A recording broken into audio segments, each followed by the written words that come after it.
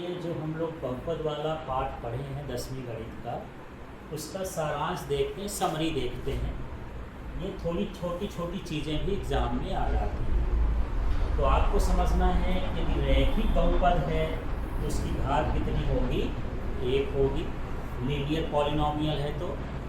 और ये द्विघात बहुपद है, क्वाड्रेटिक पॉलिनोमियल है, उसकी डिग्री कितनी हो जाएगी, घात कितनी हो जाएगी, 2। और यदि हमारे पास ट्राई पॉलिनोमियल है तो उसकी डिग्री कितनी हो जाएगी, 3 हो जाएगी। ये परीक्षा में अलग अलग पूछ देता है कि बहुपद की घात कितनी है, द्विघात बहुपद की क्या है, त्रिघात बहुपद की क्या है। तो समरी पढ़ लेंगे तो सब कुछ पता चल जाएगा। आपको ये समझना है एक द्विघात बहुपद कैसा लिखा जाता है, ax² + bx + c, जहाँ a b c वास्तविक संख्याएं हैं और a ≠ 0 रूट का होता है। यदि आपसे यही क्वेश्चन आ जाए 2 नंबर के में कि द्विघात बहुपद लिखो, क्या आ जाए, द्विघात बहुपद लिखो, तो क्या लिखोगे आप, इतने लिख के चले आओगे तो वहाँ गलत हो जाएगा। आपको ये लिखना है द्विघात बहुपद ax² + bx + c, जहाँ a b c क्या है, वास्तविक संख्या है, रियल नंबर है, और a जो है ≠ 0। ठीक, इसका भी प्रश्न आ जाता है। फिर यहाँ पर एक बहुपद px के शून्यक उन बिंदुओं के x निर्देशांक होते हैं जहां y px ग्राफ x अक्ष को प्रच्छेद करता है। तो इसका जब हम 2.1 वाला पढ़ रहे थे तो उसमें हम देख रहे थे कि कुछ इस तरह से ग्राफ बना था। ये लाइन जितनी जगह x को काटती थी वो उसके क्या कहलाते थे, शून्यक। जैसे 1 2 3 4 5, अभी की कंडीशन में कितने शून्यक हो गए, जीरोज हो गए, 5 हो गए। ठीक है, तो इस तरह से जहाँ पर x प्रच्छेद होता है वो x का क्या कहलाता है, शून्यक कहलाता है।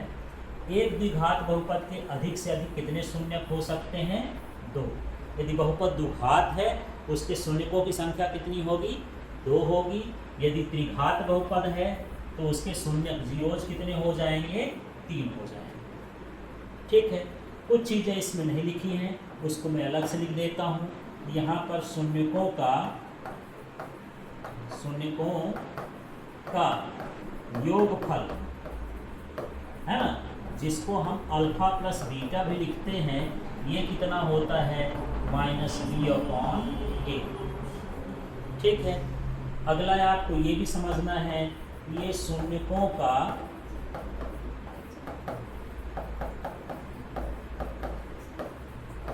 गुणनफल। तो गुणनफल क्या होता है, इसको हम लिखते हैं अल्फा × बीटा, और इसका मान क्या होता है, c/a।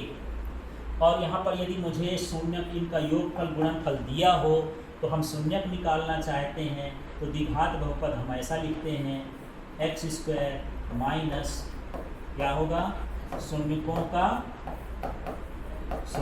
का योगफल, और बाहर इंटू में क्या रहेगा, x, और प्लस क्या रहेगा,